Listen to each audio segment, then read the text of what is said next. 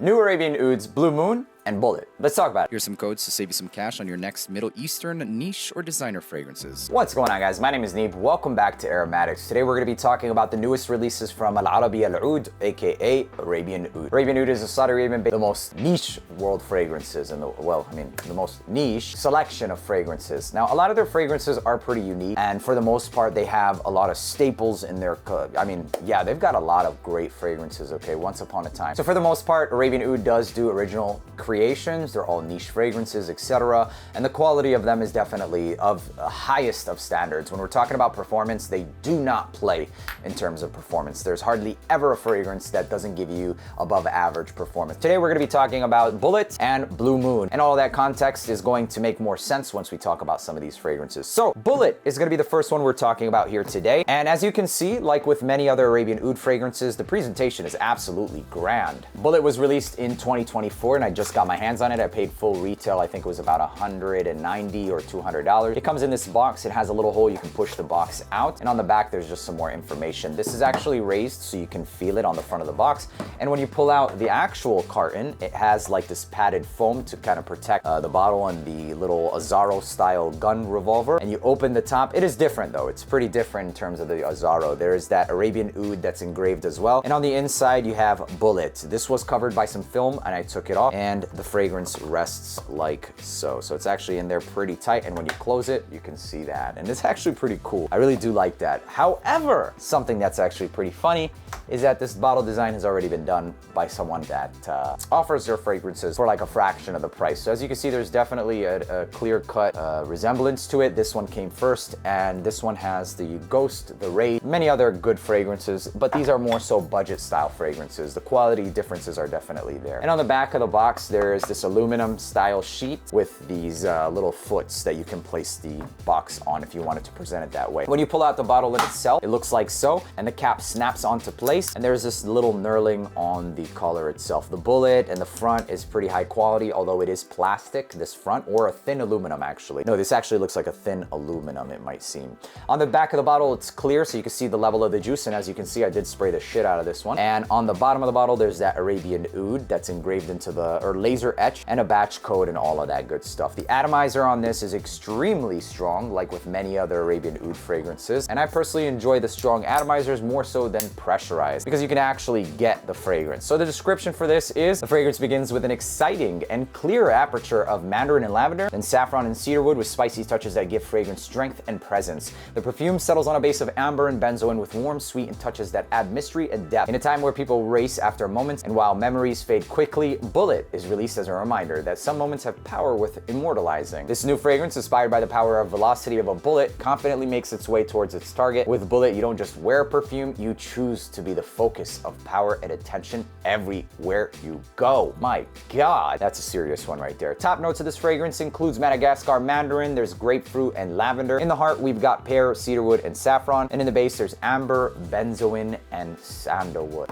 So this is a fragrance that actually does not smell brand new at all. This reminds me of something that smells relatively designer. It's got this mass appeal, sweetness and amber. But the one thing that makes this one slightly different than most mass appealing designers is a hefty dose of saffron. There's this saffron that's definitely there, along with that cedarwood and something aromatic, but that's it. It smells like a pretty simple style fragrance. Saffron, cedarwood, amber, and some clary sage. That's pretty much all I get. It doesn't smell like anything, brand new, and I kept thinking to myself, like, man, this smells like 1 million golden oud, or does it smell like Boss Bottled Oud Saffron, or does it smell like, 1 million original with added oud or with added saffron, or does it smell like Azaro Most Wanted Intense Eau de Parfum? It could potentially be the bottle that led me to go there, but what's in common with all of those recommendations, or thoughts I should say, is the fact that they're all designers. They don't smell like anything that's going to be niche, and this is definitely the case with that. Now, that's not always a bad thing for people who are looking for a designer style DNA that's mass appealing and compliment worthy. This is going to get you that. However, do keep into consideration that it does have a heftier dose of saffron, which can take it away from the realm of designers. It smells like a notch above designer. I would not call this a niche scent profile at all. This is like designer scent profile that's Middle Eastern designer. So in that realm, it definitely serves its purpose. So in that realm, it does a great job. Although it is a niche house, this is one that smells relatively simple. I mean, it does smell like, I don't really know exactly what this is reminding me of. And for that reason, I would say it's still pretty unique to them, okay?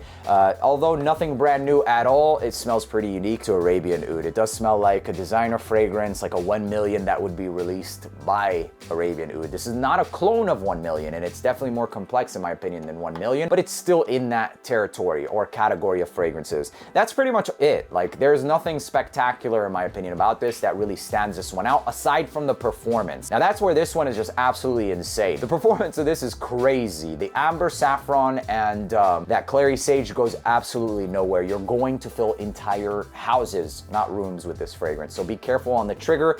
I wouldn't recommend spraying this more than about 6 times. And the occasions for this is signature scent worthy. Honestly, this is not something that's too complex or offensive or anything like that. But if you overspray it, it can be offensive because of that saffron. The saffron quality in this is actually borderline metallic. There's a metallic nature to this fragrance as well, kind of matching the whole titanium or the aluminum style of the fragrance. But overall, through and through, it does have more of that clary sage and the amber and a little bit of sweetness also. But aside from that, it's nothing spectacular. It's nothing bad either. For the right price, I mean, at designer price, yeah, I guess so. It's not bad, but I'm a little bit underwhelmed. I was expecting something. I don't know what I was expecting, to be honest, but underwhelmed, familiar, nothing brand new, but still something that's unique to them, I suppose. Okay, moving on to the next fragrance. So overall, let me give this a rating, okay? If I had to personally rate it, I would give it about a 6.5 out of 10 for me personally. Not because it smells bad, and not because I'm not docking it because, you know, oh, it smells bad or it didn't perform. Actually, the performance on this is a 10. The scent profile of this is just too simple. It's too designer, and it's something that I would not have expected Arabian Oud to do.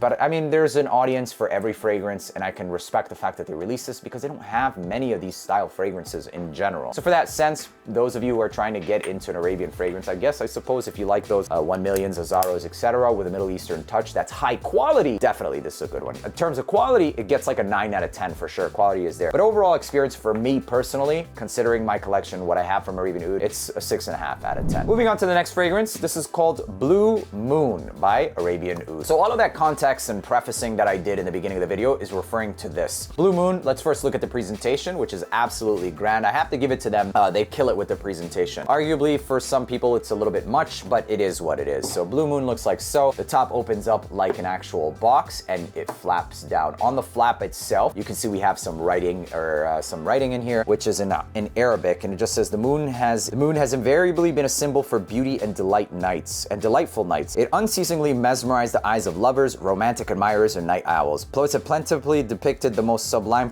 I don't know, man, okay? But it's just talking about the moon, etc. So let's flap that down, and when you pull this out, here comes the blue moon, okay? Blue moon is also in this little thing, and I have no idea what it is. So, oh, I guess it's a moon. And so I was fiddling with this, and I was like, how do you get this out? Do you just like, you spray it or what? No, actually what you do is you click the damn fragrance. When you click it back, so now you can see it wobble, and now when you click it back up, it locks into place. And in fact, other brands have some similar style presentations that are pretty grand and crazy and weird, but they haven't actually made them in production. But this one is in production. It's actually pretty cool. So you click it. Okay, so stupid design, who knows? But anyways, you guys get the picture. Let me do that while it's sitting here. So it's locked into place right now, and then when you click it, it's now it's free, okay? So there you have it. You can present this if you'd like to, whatever you want to do. There it is. That's how it would sit. I'm not going to be presenting this with this little thing, but it is what it is, okay? So Blue Moon looks like so. It's a pretty big looking bottle, and it comes in an eau de parfum concentration, 100 mLs. You have this blue looking glass, and around the glass is a very thick aluminum. This, I would say, is about a little less than 1/4 of an inch. The aluminum wraps around it, and I'm kind of glad it did, because it actually really did save the fragrance, you guys. There's a genuine crack in that fucking aluminum right now. What in the actual F?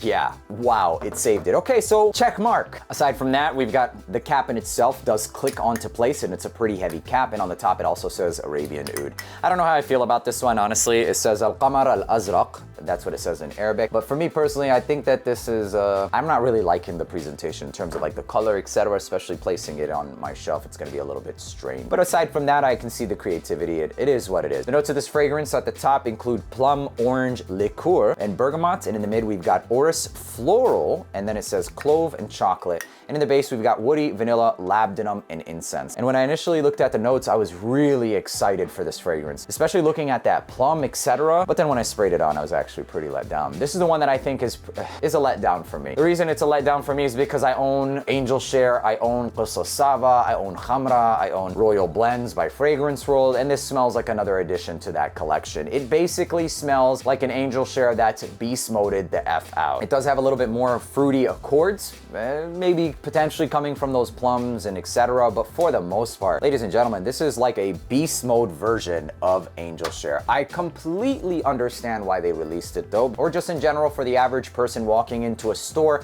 that smells a certain DNA, doesn't really know too much about fragrance, Blue Moon is gonna fly off of the freaking shelves easily. But amongst us enthusiasts, etc., it's kind of like, why did they do that? But that's like, we're the smaller population. For people actually looking at this review, you're a small population of the world. Most people are just gonna walk in, and when they smell that, or if they smell Angel Share, if they smell Sava or Lataf or anybody, or any fragrance, I should say, of that DNA, they're gonna fall in love. And this one does that DNA, and I don't hate them for it. It's smart marketing, and this one does it in like an absolute beast mode fashion. It's like Angel Share still has the same liquor note and all of that. So Blue Moon, for me personally, is pretty redundant. Although Angel Share, although it is close to Angel Share, it's still closer to Qissa Sava than it is Angel Share. So it's another one, a part of the whole Qissa Sava, Khamra, Royal Blends by Fragrance World is actually closer to Angel Share. So it's still not better than Angel Share, but it is, in my opinion, stronger than Qissa Sava. It is. Qissa Sava, you get 200 mLs though. This one, you get 100 mLs. Sava is like $130 US here in the States. This is $240. It smells stronger than Sava, but it has a very similar nature to Sava. It's a bit fruitier at the top, does have a lighter nature than Angel Share, where Angel Share has a more ambery styled orange and cognac styled DNA. So although still not an exact clone of Angel Share, it's still not anything brand new. It does, however, have one redeeming quality and trait, is that it's closer than Sava, or it's stronger than Sava. Definitely is stronger than Qissa Sava. Qissa Sava has this huge atomizer that just showers you in it, but I would say, you know, spray per spray, Blue Moon is stronger than that. But at 240 versus 130, you be the judge. And considering that we have Khamra, we have Royal Blend Nero by Fragrance World, which is like 50, 60 bucks. I don't really know if that $240 is worth it, because Royal Blend Nero is actually one that gets close to that whole Sava DNA. Let me see if I can pick that one out. And it would be this bottle, but the black one. The black one actually gets close to Sava as well. So at that price point, it's like, do you want to spend 60 bucks? Do you want to spend 130 bucks? Or do you want to spend 240 bucks? At the spectrum, I would say that Blue Moon is the strongest. And then honestly, even Royal Blend Nero is just as, yeah, man, it's muddy waters, it's hard, and that's why I gave you guys the context and all that prefacing information in the beginning of the video. I am a little bit let down at the fact that I didn't really get anything, you know, that was spectacular, but it's always going to be 100% the truth. And regardless of the fact, I'm sure that this video will serve its purpose, and the purpose is to give you guys a review, whether or not it's good or bad, especially when it's this much money. And all you have to do to support this channel, make these possible, is make sure to hit that subscribe button. That's it, it's free. Bullet, although not anything brand new, still okay and unique. And Blue Moon, very clearly inspired by Sava, but stronger. But for the price, I don't know. As far as the scent profile, I like it. I'm getting tired of that DNA. I'd give it about an 8.75 to a 9 out of 10. It smells really good, but I'm getting really tired of that DNA, and I'm pretty sure that that's what docks it, that 0.25 from a 9 to an 8.75. In terms of the value, I think it's like a 5 out of 10. It's really up to you. I'm putting it at the neutral there because of all of the other alternatives, and that's what this channel is about. It's about good fragrance, good value, everything. We put into consideration everything. Forget the labels, forget all of that stuff. If it's genuinely better, that's exactly what I'm gonna say it is. I will say that in terms of like the scent profile and the strength, it will be up there as far as like probably the most potent one. But at the value wise, Sava is $130. Royal Blend Nero is like $60. So you be the judge. Ultimately, you have to make your mind up because this is muddy ass waters, man. And we'll do a battle of scent profiles of Qissa Sava, although it in itself is a twist of Angel Share. We'll use that as a reference and a guide and compare all the similar scent profiles, talk about value, money, longevity, all that good stuff, and an updated version of that same video for Angel Share. So make sure to leave a like and hit that subscribe button so you don't miss that video, and I'll see you in the next one. Peace.